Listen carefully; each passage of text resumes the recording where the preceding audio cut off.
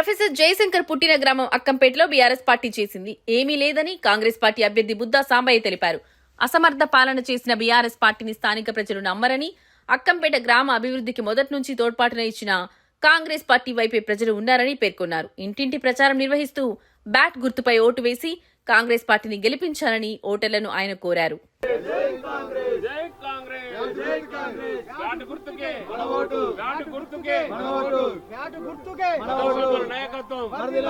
ప్రకాష్ రెడ్డి గారి నాయకత్వం, రేవంత్ అన్న నాయకత్వం, బ్యాట్ గుర్తుకే గుర్తుంచుకో కాంగ్రెస్.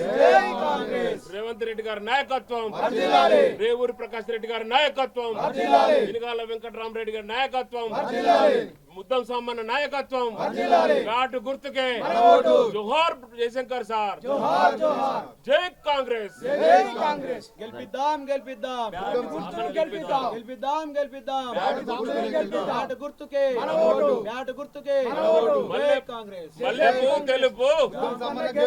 మల్లెపూ తెలుపు.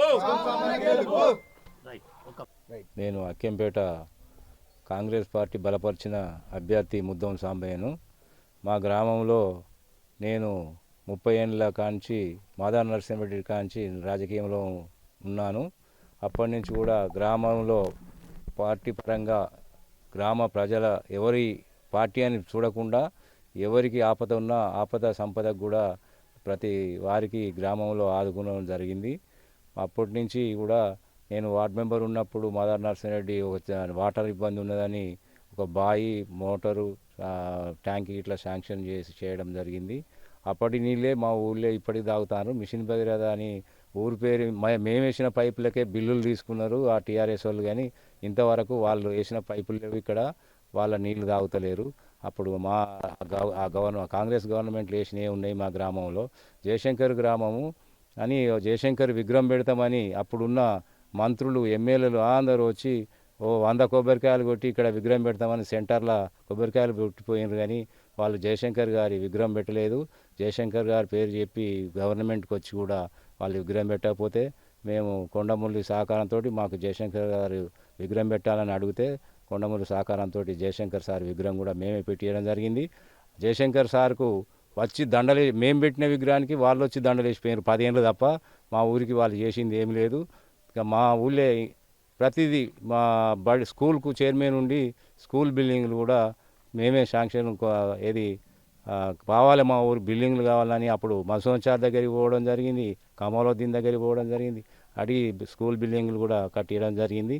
నేను విద్యా కమిటీ చైర్మన్ ఉన్నా కాబట్టి గ్రామం సమస్యలు రేవంత్ రెడ్డి గారికి చెప్పడం జరిగింది. చెప్తే ఇట్లా రెవెన్యూ గ్రామం కాలేదు, ఇన్నేళ్ల కాంచి ఇంత పెద్ద గ్రామం అంటే ఆయన ముఖ్యమంత్రి ప్రమాణ స్వీకారం చేయకముందే ఆ కలెక్టరు మేము ప్రమాణ స్వీకారం కానీ మేము పోతాము, కలెక్టరు, ఆర్డీఓ అందరు మేము అటు బండ్లు తీసుకొని పోతుంటే వాళ్ళు తెల్లారి వరకు ఇటు వచ్చిండ్రు అని మా రిపోర్ట్ అంతా తీర్మానం, గ్రామ పంచాయతీ తీర్మానం తీసుకొని పోయి తెల్లారే గెజిట్ వచ్చింది. ఫస్ట్ సంతకం మా రెవెన్యూ గ్రామం ముఖ్యమంత్రి పెట్టడం జరిగింది.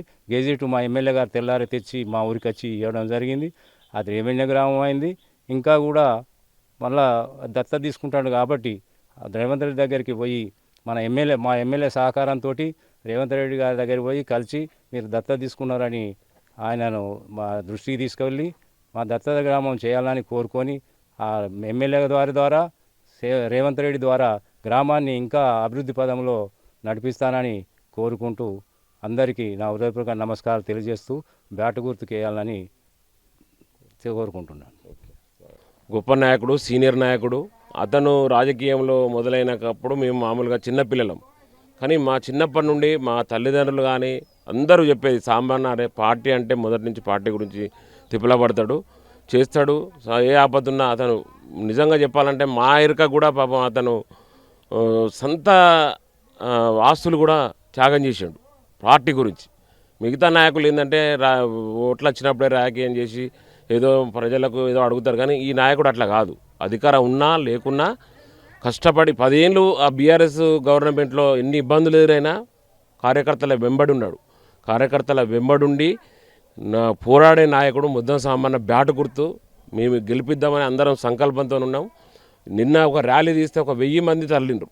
దళిత కాలనీల్లో దళితులు మీరు అడిగిరు ఇంతకుముందు ఒక క్వశ్చన్ 600 ఓట్లు ఉంటే 550 ఓట్లు పడతాయి కాంగ్రెస్. అంతటి గట్స్ ఉన్న కాంగ్రెస్ పార్టీ ఇక్కడ ఉన్నది. రేవంత్ అన్న కూడా మా విలేజ్కి వచ్చి రచ్చబండి ఇక్కడి నుంచి మొదలు పెట్టినాకనే అన్నకు గవర్నమెంట్ వచ్చింది. ఇక్కడ మాట తీసుకున్నాడు. పోచమ్మ సాక్షిగా నేను అన్నాడు, మీరు చూడండి అతను పాత వీడియో. పోచమ్మ సాక్షిగా నేను ఇక్కడి నుంచి మాట ఇస్తున్నా, అధికారంలో వచ్చి దత్తత తీసుకుంటా అన్నాడు. ఆ కార్యక్రమంలో మేము ఉన్నాం. అన్న కూడా అన్న ప్రకారం మాకు రెవెన్యూ ఇచ్చిండు.